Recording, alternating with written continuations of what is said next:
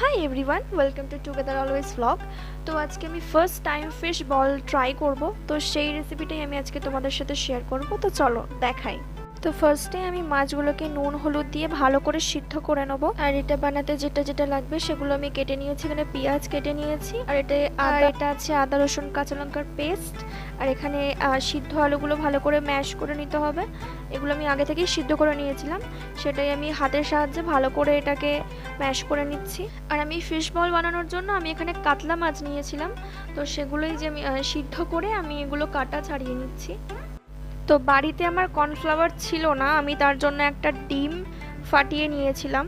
তো তোমাদের যদি কর্নফ্লাওয়ার থাকে তোমরা কর্নফ্লাওয়ারও ইউজ করতে পারো, প্রবলেম নেই। আমি সব কিছুই জোগাড় করে নিয়েছি। অ্যাকচুয়ালি রান্না করতে বেশি টাইম লাগে না, জোগাড় করতেই বেশি টাইম লাগে। তারপর আমি কড়াইতে তেল দিয়ে তেলটা একটু গরম হয়ে গেলে আমি যে পেঁয়াজগুলো কেটে রেখেছিলাম সেগুলো দিয়ে আদা রসুন বাটাটা দিয়ে দিলাম। দেন ভালো করে এটাকে কষিয়ে নিতে হবে, যেহেতু আদা রসুন দেওয়া রয়েছে, ভালো করে কষিয়ে না নিলে গন্ধ ছাড়বে। দেন জিরে গুঁড়ো দিয়ে দিলাম, ধনে গুঁড়ো দিয়ে দিলাম, সামান্য মশলাটা কষানো হয়ে গেলে মাছ আর আলুটা দিয়ে দেবো। পুরটাকে নামিয়ে নিয়ে ঠান্ডা করতে দিয়েছিলাম। দেন আমি এরকম বলের শেপ দিয়ে দিয়েছিলাম, তোমরা চাইলে অন্যরকম শেপও দিতে পারো। আমি যেহেতু ফিশ বল বানাচ্ছি তাই জন্য আমি বলের শেপই দিয়েছি। আমি এখানে তেলটাকে ভালোভাবে গরম করে নিচ্ছি।